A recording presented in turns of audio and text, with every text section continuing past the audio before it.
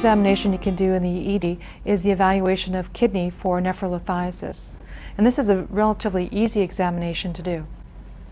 We're going to do, again, using the phased array transducer, your all-purpose ED transducer.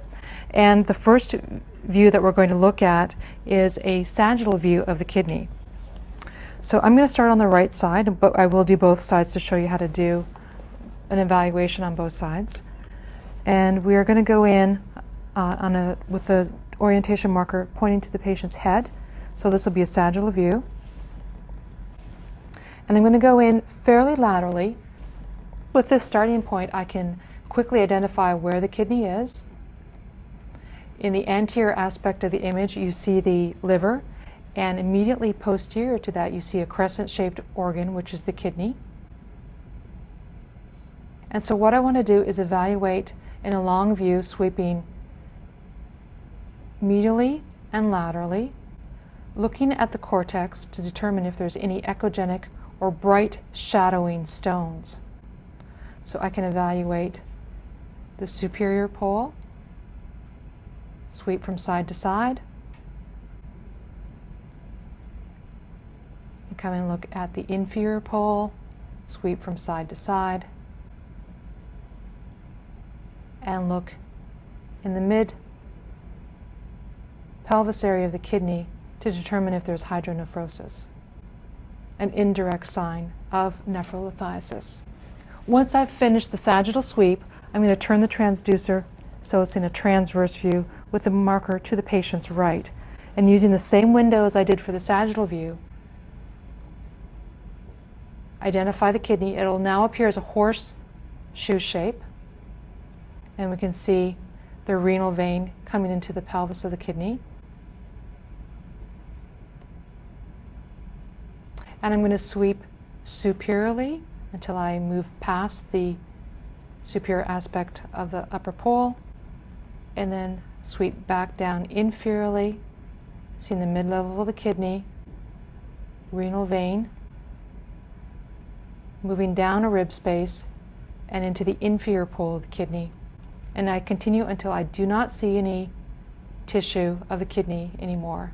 An important part of a kidney evaluation is a bilateral comparison between the right and left kidney to determine if there's hydronephrosis present on one side versus the other. So we'll go ahead and do the left side as well. So an easy landmark here is just to identify the costal margin and then move up one hand's width and bring your transducer in at the mid-axillary line. This should get us right in the area of the spleen and the kidney. You may need to move up a rib space or two to determining on how high and how small the spleen is, because you're using the spleen as your window to evaluate the kidney. So if I move up a little bit, I can see the superior part of the kidney on this ultrasound image. And I'll just sweep from side to side. Again, looking at the cortex of the kidney, looking at the renal pyramids, and also trying to determine if there is hydronephrosis present.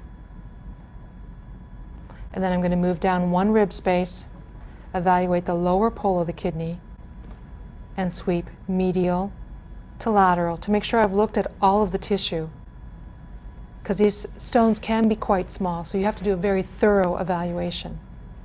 Once I've completed this view, I'm going to turn the transducer to a transverse view. So I'm going to turn the transducer counterclockwise, and the marker again will face the patient's right. This will give me that horseshoe-shaped appearance of the kidney. And if I start at a mid-level, I will see the renal vein entering the pelvis of the kidney. And from here, this is my midpoint, I'm going to sweep superior. I might have to go up a rib space to find it.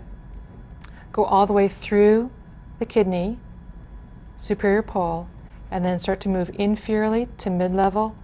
Continue on down, inferior again, to the lower pole of the kidney, and all the way out. So that completes the kidney evaluation.